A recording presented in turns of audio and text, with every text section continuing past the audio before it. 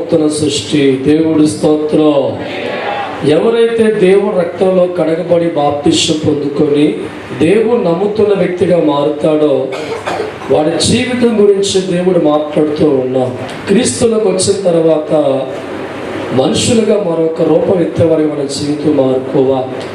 దేవుడు నమ్ముకోలేనప్పుడు ఉన్న అలవాటు, దేవుడు నమ్ముకోలేనప్పుడు ఉన్న స్వభావం, యేసు ప్రభువుని నమ్ముకోలేనప్పుడు ఉన్న మన గుణగణాలన్నీ కూడా దేవుల్లో కడగబడిన తర్వాత కొత్త మనిషిగా మారాలి. కొత్త జీవితాన్ని లోకంలో చూపించే వ్యక్తిగా ఉండాలి. గతకాలం అంతా మన జీవితాలు లోకంలో ఉన్నప్పుడు చాలామంది మన బ్రతుకును పరిశీలించేవారు ఉంటారు, మన మాట తీరు కూడా చూసేవారు ఉంటారు.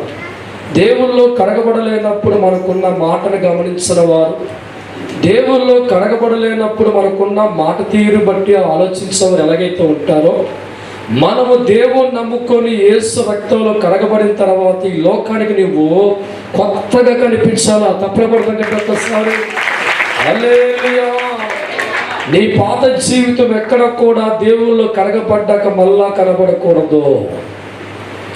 నీ పాత అలవాటులు కానీ, పాత స్వభావం కానీ, పాత మాట తీరు కానీ యేసు నామములో బాప్తిస్మం పొందుకున్న తర్వాత ఎక్కడ కూడా కనబడకుండా పాత జీవితం అంతా గతించిపోయే స్థాయికి ఎదగాలి.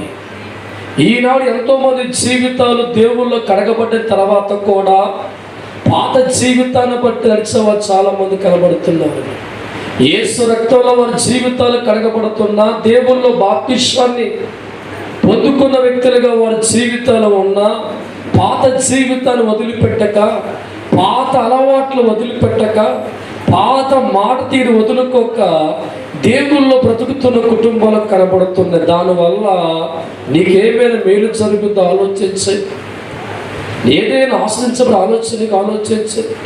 ఈరోజు ఎవడైతే క్రీస్తు యందు ఉన్నవాడిగా ఉంటాడో వాడు నూతన సృష్టి. అంటే అర్థం ఏంటి? నూతన వ్యక్తిగా జీవితం మార్చబడ్డాడు. ఈరోజు అటువంటి వారితో దేవుడు పలుకుతున్న మాట, లోకంలో ఉన్న నీ జీవితాన్ని దేవుళ్ళో కడిగిన తర్వాత మళ్ళా పాత జీవితాన్ని బతికేవాడిగా నువ్వు మారితే దేవుని బట్టి ఆశీర్వాదాలు మన కుటుంబంలో చూడలేము. దేవుని బట్టి మేలు మన జీవితం ఎక్కడ కలగదండి. మనిషి దేవుని బట్టి ఆస్వాదించబడాలంటే నూతన వ్యక్తిగా నీ జీవితం మార్చుకున్న నీవు నూతన వ్యక్తిగా దేవుణ్ణి ఆరాధించిన వ్యక్తిగా లోకానికి కనిపించాలా. ఒకప్పుడు నువ్వు తాగుబోతు అయితే, తిరుగుబోతు అయితే, భూతు మాటలు పలికే వ్యక్తి అయితే, కోపం కలిగిన వ్యక్తి అయితే, అసూయ